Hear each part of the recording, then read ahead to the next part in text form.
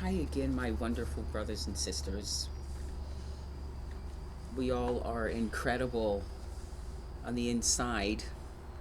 It's true. Every single one of us. So, I'm Michelle. I'm going to be reading from a dear friend's book that he wrote. It's called 101 Proofs for the Absolute Existence of God.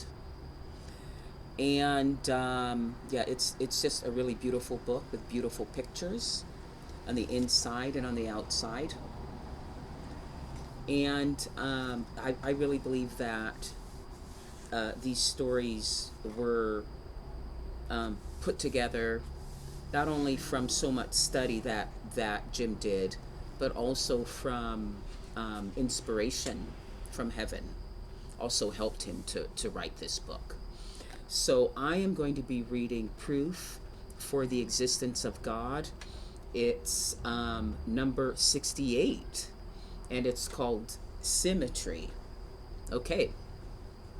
In this proof for God, let's take a look at symmetry and think about all the symmetry in the world and whether or not it could have come about by randomness. The dictionary definition of symmetry is the correspondence in size, form, and arrangement of parts on opposite sides of a plane or a line or a point, regularity of form or arrangement in terms of like, reciprocal, or corresponding parts. Everywhere you look, there is symmetry. The vast majority of things created by humans or intelligent beings contain symmetry. Our vehicles, our furniture, our art, even our foods usually contain symmetry. Go into any type of retail store you can find and walk up and down the aisles and calculate the percentage of items that exhibit symmetry. It's clearly a very high percentage. Nature, too, is full of symmetry. Almost every animal, bird, fish, insect, and even plant that I can think of contains symmetry. You have two eyes, two ears, two nostrils, symmetrical teeth, two arms, two hands, two legs, 2 feet, and on and on. Even you have a lot of symmetry inside your body, under your skin, all the way down to the microscopic level of the chemicals in your body. There is symmetry. So here's the big question. How could all of this totally dominant and overwhelming amount of symmetry come about if the original cause is just random mutation? Start with something like an amoeba in your mind, and then imagine randomly adding appendages like arms or legs. The odds are very, very small that this process would produce any symmetry. That's by the definition of random. Now imagine the odds of getting exactly two arms in exactly symmetrical locations on both sides of the body. The odds are huge against getting exactly the two arms. But now you have to get two fully symmetrical hands at the end of those arms. Then you have to get two legs in symmetrical positions.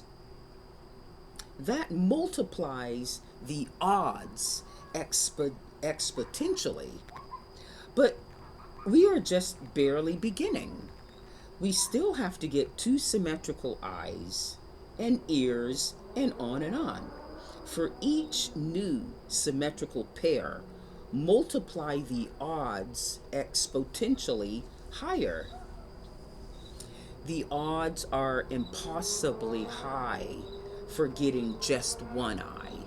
And Jim says to read proof number 60, proof number 45 about this, for just getting one eye. The eye, okay. But in order to get two eyes randomly in exactly symmetrical positions on your face is astronomically more difficult. Why not imagine an eye randomly growing on the palm of one of your hands? Why couldn't that happen within the principles of the theory of evolution? If natural selection were really in operation, that might just be a more ideal location than on your face. Evolution says everything developed gradually over great lengths of time. Then that must mean that one eye grew before the second eye grew, right? Two eyes, two arms, or whatever could not have suddenly appeared simultaneously, because that is not slow and gradual. Why not grow 3 or 4 arms? Wouldn't that allow us to survive better? Why have arms just on the sides? Why not have an arm in the front and an arm in the back too? Some animals ended up with exactly 4 legs, no arms and hands. Think about the odds of growing one leg, then a second leg, a third leg, and finally a fourth leg over many generations. Slow and gradual would mean one leg at a time, and then we would have to wait at least a generation or 2 or 100 before we could grow another leg. You can't suddenly get 4 legs in one generation, can you? Doesn't that seem to violate the theory of evolution? And also remember that the front legs are symmetrical side by side, side to side, and so are the back legs, but they are usually not symmetrical front to back. Wow, think of a German Shepherd, right? How about all the insects with 6 legs or spiders with 8 legs? How does the slow and gradual process explain eight legs and the symmetry that is there? Why stop there? What about centipedes and millipedes? The record for most legs is the millipede, which has 750 legs, all of them in symmetrical pairs. Wow, by accident? Let's think about birds. In the slow and gradual process of evolution, one arm or leg had to turn into a wing before the other one did, right? Birds could not have gotten 2 wings at the same time in the same generation. Maybe it was many generations that birds had 1 wing and 1 leg before that leg started to change into a second wing in exactly the symmetrically opposite position on the other side of the body. If that second wing was misplaced by even a little bit, the bird would not be able to fly. It would just flop around generation after generation until both wings could balance each other out and could be coordinated, so the bird could figure out how to fly with these 2 feathered appendages. That's just silly. But evolutionists must believe some version of the above scenarios, and they must believe that these impossibly complicated scenarios repeated themselves over and over again in hundreds of thousands of animals' bodies, birds' bodies, fish bodies, and insect bodies. If random mutation were really the process by which all living species came into existence, then we would be looking all around us at way more craziness.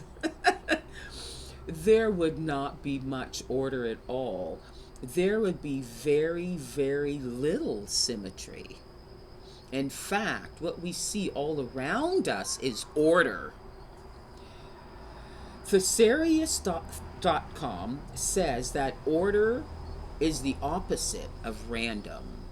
Some antonyms, opposites, for the word random are methodical, planned, systematic, definite, particular, and specific.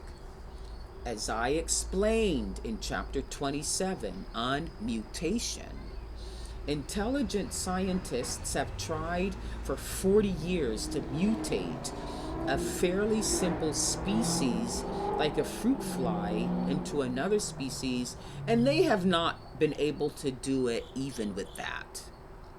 And they were trying to on purpose. Some people, smart people, have been trying to do it, but without success.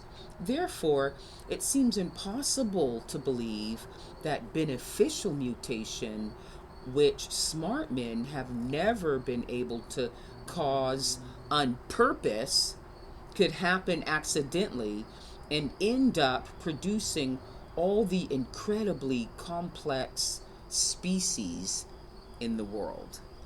Right.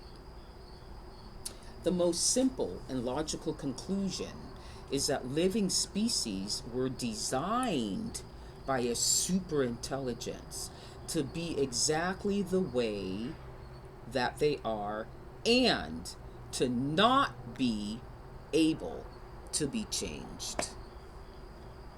Scientists are constantly discovering new species never before seen, and they estimate there are hundreds of thousands more, but never have they observed one species changing into another one. Never.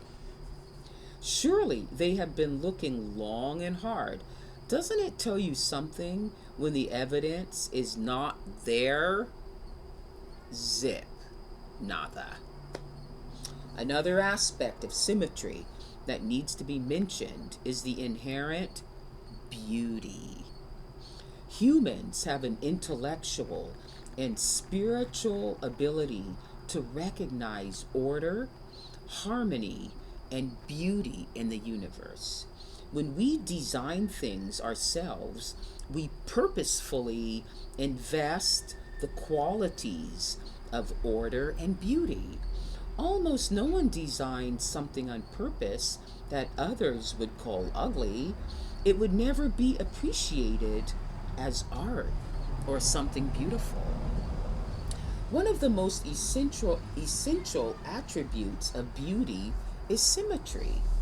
So when we observe nature and recognize the awesome symmetry and beauty that exists, it triggers in our mind and our heart and appreciation of the designer of that beauty. That is a natural, instinctive process. If a person is unable to appreciate beauty, we would consider them to be handicapped in that way. We would feel sorry for them. Their life would seem dull, gray, sad, joyless, even lifeless, and pitiable. That's what it must be like for those who sense the beauty around them but cannot appreciate the heart of the creator behind the beauty. For them, everything came from nothing and randomness. There is no meaning and purpose bigger than themselves. How sad. Symmetry is absolutely everywhere. Randomness is not everywhere. And it's even difficult to find. End of story. Right. So what does Jim has to say? There has to be God. Right? That was very deep. Yeah. So we thank you so much, Jim, for that. We really thank you. Right. Okay. So I will see you another time. Everyone take care. Bye.